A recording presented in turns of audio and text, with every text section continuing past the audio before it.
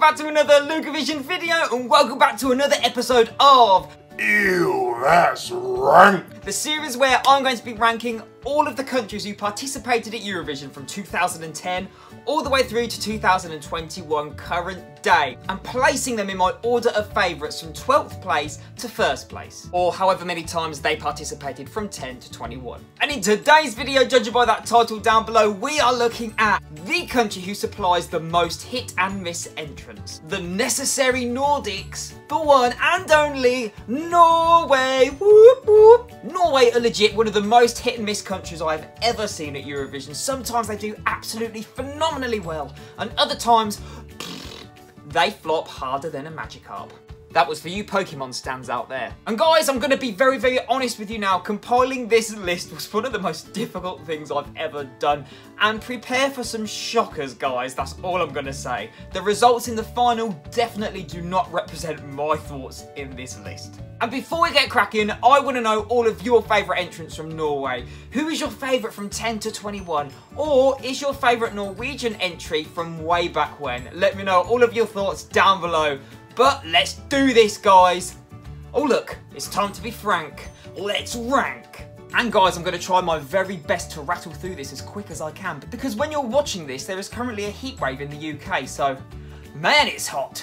So in 12th place, I have put 2010. Didrik with his song My Heart Is Yours. Now guys, after Norway's hugely successful win in 2009, I kind of feel like this was a Rox and Cherry Red moment. I kind of feel like this was their self-sabotage because they probably couldn't afford to pay for it in the next year to host again. And I don't blame them, they had their most successful entrant ever in 2009 with Alexander Rybak, and this song is just a bit of a flop for me. It's very wishy-washy, very dull, parts where it's very shaky. It's a pleasant enough listen, but it just doesn't have any impact for me. Sorry.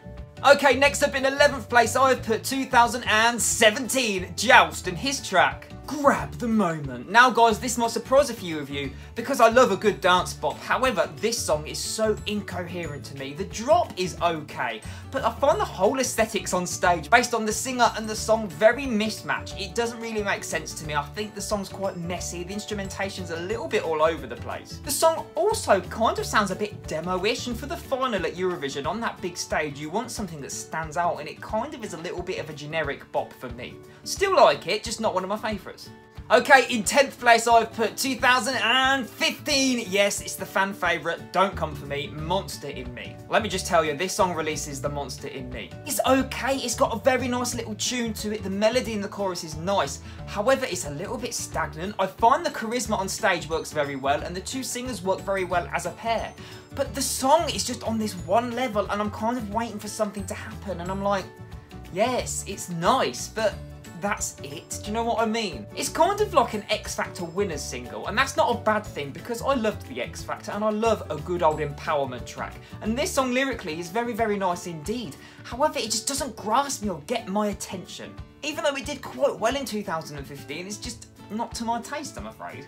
In 9th place, we are following on quite nicely with 2016, Agnete and her track, Icebreaker. Now, this song is a lovely ballad. I love how strong Agnete's vocals are, and I think it's a little bit of a travesty that it didn't qualify, if I'm being honest with you, because in my personal opinion, I think it's one of their stronger entries, and I think they came back kicking in 2016, but unpopular opinion over here. I think Agnete showcases what she's made of. I think the staging is lovely, the screen work is very nice, and she doesn't need a lot going on because I think she's a very talented performer and a good stage presence, and my eyes are transfixed on her. I think any staging would have really ruined the track. And the lyrics can be a little bit on the cliche side, but there's this fine line between cliche and really great, and I kind of think she's bordering between really great and cliche.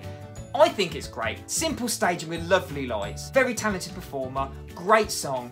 Great vocals. I also love that she's using a good vocal effect as a run. Rose and water. She makes it work very, very well. She's so talented. I don't think she needs more credit. Right, in 8th place, I've put 2014, Carl Espen with his track Silent Storm.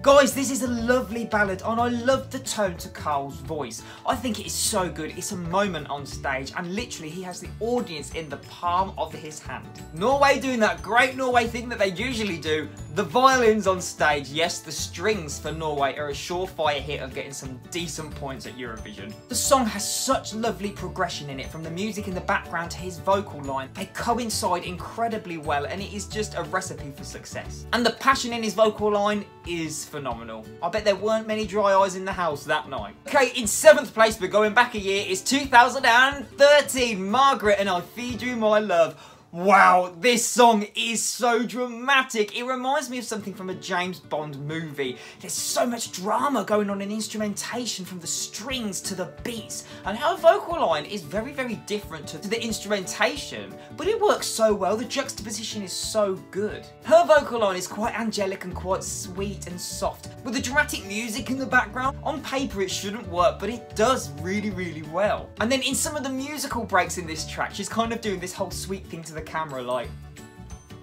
but I don't get it because it is so good, but at the same time it shouldn't be. But she's a witch, I tell you, she's a magician. In 6th place, I've put 2012 Tuyi in his track Stay. Guys, don't come for me. This is just a huge guilty pleasure of mine. They have out-Swedened Sweden. Such a good bop. Don't get me wrong, the production values, yeah, it's a little bit messy. However, it is such a guilty pleasure of mine. I jam out to this all the time. And I love the parts in the middle that is kind of like a Middle Eastern instrumentation. It's just something that really draws you in and grabs your attention. The whole stage production going on as well. The staging was great. I loved it, and I still think it's a travesty that it came so low in the final. But hey, at least it qualified. Now and again his vocals can be a little bit limp, but have you seen how much choreography he's doing? Hats off to him. I think he smashed it. I think he did a brilliant job, and he should be so proud of himself, regardless of the results. And I can say that. I'm from the UK. We have bad results all the time. That is the kind of song I love. Speaking of guilty pleasures, in 5th place is 2018, Alexander Rybak, That's How You Write a Song. Yes, the second coming of my man crush, Alexander Rybak. Again, he hasn't aged. It's like he's drank from the fountain of youth. He almost seems younger because the song is that much more funner than Fairy Tale. Fairy Tale is one of my all-time favourites. And yes, people were going to be disappointed when he came back with anything else. This song could be better than Fairy Tale, but it's the second coming, and a lot of the time it doesn't quite work. This song is very, very cheesy. However, it always lifts my mood and it always boosts my energy. And that to me is what makes music amazing. And if a song like that can turn your mood around and can turn your day around, then it must mean something very special to you. By golly, this one does. Yeah, the lyrics don't make sense. Step 1, believe in it and sing it all day long. Step 2, just roll with it. That's how you write a song.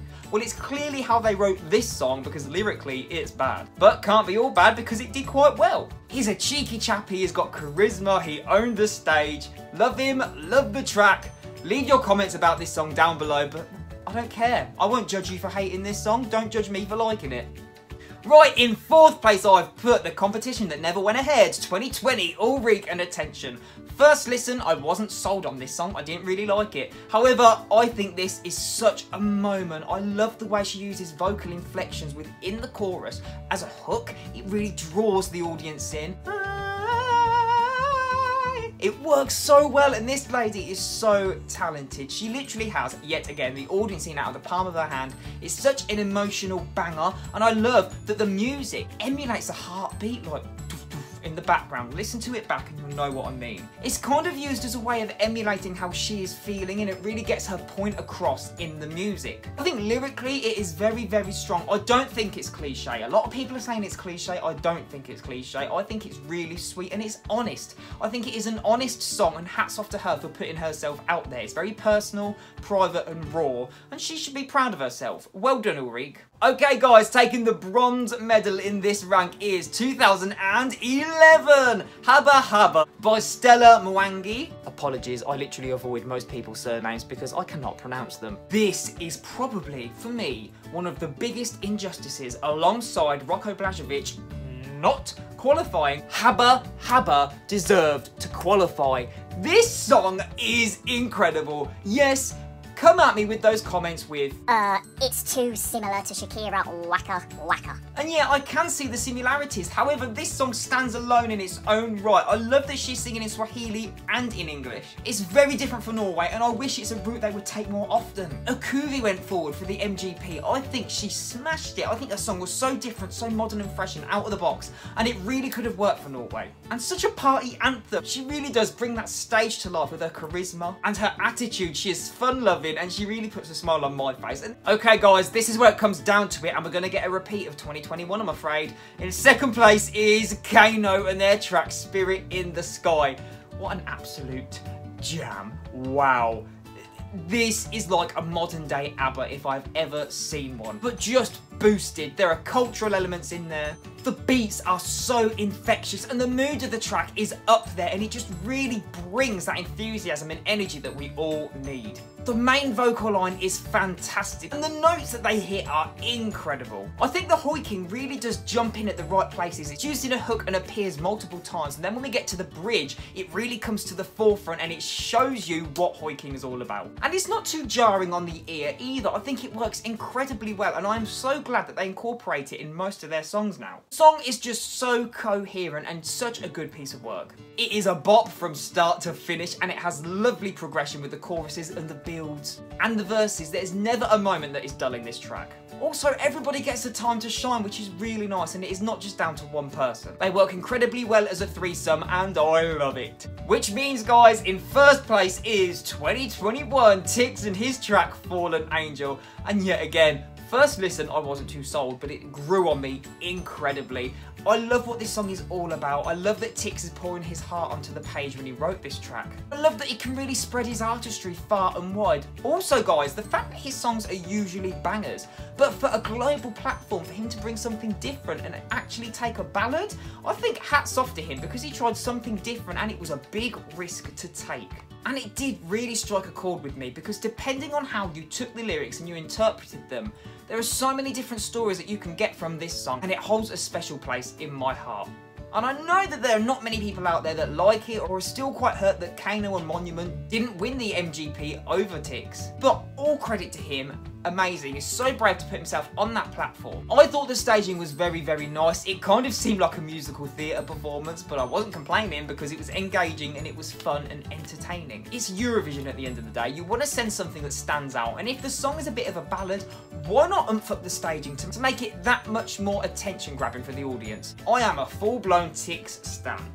So there we have it, guys. Tix took the gold medal. He took first place in my Ew, That's Rank for Norway. Let me know down below who your favourite entrant is from Norway from 2010 to 2021. I can't wait to see if we have any matches and you have these acts in the same position that I have them.